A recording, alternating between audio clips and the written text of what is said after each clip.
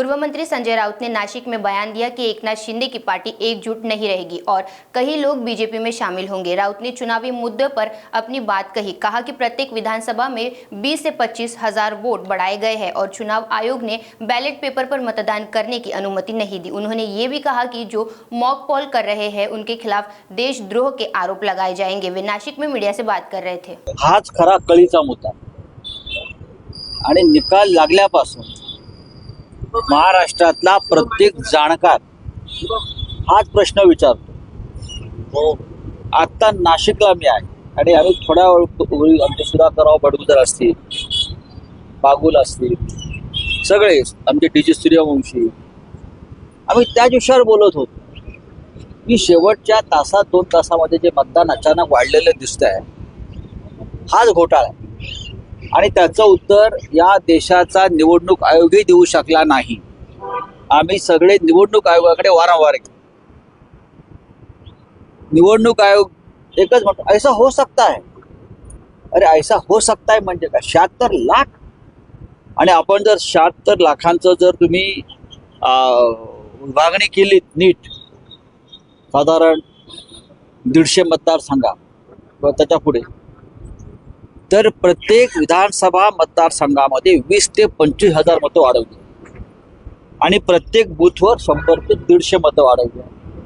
हा जो घोळ आहे त्यातूनच महाराष्ट्रामध्ये देवेंद्र फडणवीस, एकनाथ शिंदे आणि अजित पवारांचं सरकार स्थापन होऊ शकतं। हे सरळ मार्गाने आलेलं सरकार नाही। यासाठी खूप मोठं पडद्यामागे पटकथा लिहिली गेली आणि अनेक खलनायकांनी त्यात काम केलं आणि हायकोर्टानं विचारलं हे बरोबर आहे, पण जनता सुद्धा तेच विचारते अजूनही। आता मला आमचे लोक सांगत होते नाशिकमध्ये जे जिंकले या भागात त्यांनी अजून आपली विजय मिरवणूक काढलेली नाहीये। का नाही काढली? अजून त्यांना खात्री वाटत नाही की आम्ही जिंकलोय आणि इतक्या लाखाच्या मताने जिंकलोय। अख्ख्या महाराष्ट्रामध्ये, हरियाणामध्ये हेच चित्र। प्रश्न बरोबर आहे, हायकोर्टाने प्रश्न विचारलाय, पण त्या प्रश्नाच्या टोकापर्यंत गेले तरच या देशातल्या लोकशाहीला एक भक्कम आधार मिळेल। आपण ईव्हीएमच्या संदर्भात सातत्याने जे आरोप करत होतात त्याला कुठेतरी एक कायदेशीर अधिष्ठान यामुळे आता मिळालं। कायदेशीर अधिष्ठान प्राप्त झालं तर या देशातील जनतेचा न्याय व्यवस्थेवरचा विश्वास जो घसरत चाललेला आहे तो पुन्हा एकदा विश्वास मजबूत होईल। मॉकपोल संदर्भात देखील अनेक मॉकपोल घेण्यासंदर्भात देखील मागणी होत होती, मात्र त्याच्यामध्ये देखील अनेक अडचणी आल्या। आपल्या पक्षाच्या उमेदवारांनी देखील तशा पद्धतीची मागणी नाही, मरकडवाडी तर देशाच्या नकाशावर घेतली। मरकडवाडी जो माळशिरस मतदारसंघातला उत्तमराव जानकर यांचा मतदारसंघातले गाव आहे, त्या गावानं स्वतः उत्स्फूर्तपणे मॉकपोल घ्यायची तयारी दाखवली बॅलेट पेपर आणि अख्ख्या देशात त्याची चर्चा झाली। इतकंच नव्हे, युनोमध्ये चर्चा झाली की भारतातल्या लोकशाहीला कसं ग्रहण लागलेलं आहे आणि जे मतदान झालेलं आहे त्याच्यावर मतदारांचा कसा विश्वास नाही याच्यावर आंतरराष्ट्रीय स्तरावर चर्चा झाली, देश स्तरावर चर्चा झाली। पण निवडणूक आयोगानं मरकडवाडीच्या लोकांना मॉकपोल करू दिलं नाही। 144 कलम लावलं, ते घाबरले, कारण हीच मग लागण अख्ख्या देशात आणि अख्ख्या राज्यात लागेल अशी त्यांना भीती वाटली आणि यांचं बिंग फुटेल हे त्यांना लक्षात आलं।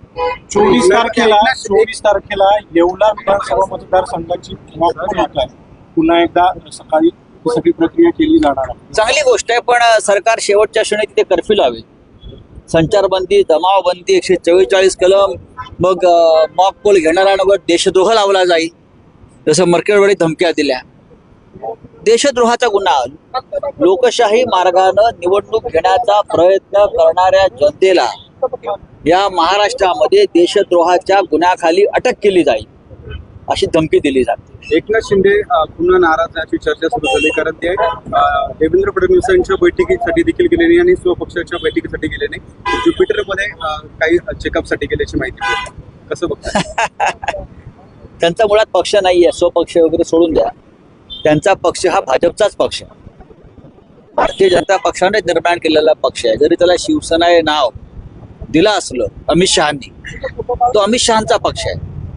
त्याच्यामुळे भविष्यामध्ये काय होईल मी सांगू शकत नाही, पण मी कालही सांगितलंय आणि परखडपणे सांगितलेलं आहे की एकनाथ शिंदे यांचा पक्ष भविष्यामध्ये एकसंध राहताना मला कठीण दिसतो. म्हणजे अमित शहाचा तो दुसरा पक्ष आहे, तो एकनाथ शिंदे सध्या चालवत आहेत, तो एकसंध राहील असं वाटत नाही. कारण त्या पक्षामध्ये 20 पेक्षा जास्त आमदार हे देवेंद्र फडणवीस यांचे आहेत, ते भाजपचेच आहेत, थेट भाजपचे आहेत.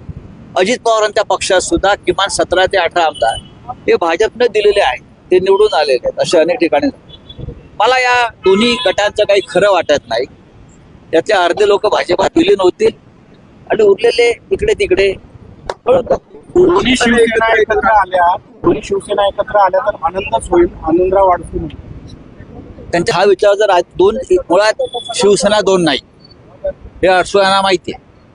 अडसुळांचा जन्म ज्या पक्षात झाला ती शिवसेना, आणि ते ज्या पक्षातून पळून दुसऱ्या पक्षात गेले ती शिवसेना नाही. तो अमित शहाचा पक्ष आहे, हे सगळ्यांना माहिती आहे. आमची शिवसेना जी बाळासाहेब ठाकरे आहे, माननीय उद्धव ठाकरे, त्यांची शिवसेना खरी. आम्ही आमच्या जागेवर आहोत, ठीक आहे. त्यांच्या नावात आनंद आहे, त्यांनी आनंद साजरा करावा. आमची सुद्धा तेव्हा इच्छा होती की पक्ष तुटू नये. जे जुने जाणते लोक आहेत पक्षाचे, अडसुळांसारखे, त्यांनी तरी निदान पक्षाबरोबर मजबूतीनं राहायला हवं. दुर्दैवाने ते निघून गेले आमच्यातून. दिल्ली के चुनाव में केजरीवाल की जो पार्टी है, केजरीवाल जी की आम आदमी पार्टी, लोगों का रुझान जो है उनके तरफ मुझे दिखता है.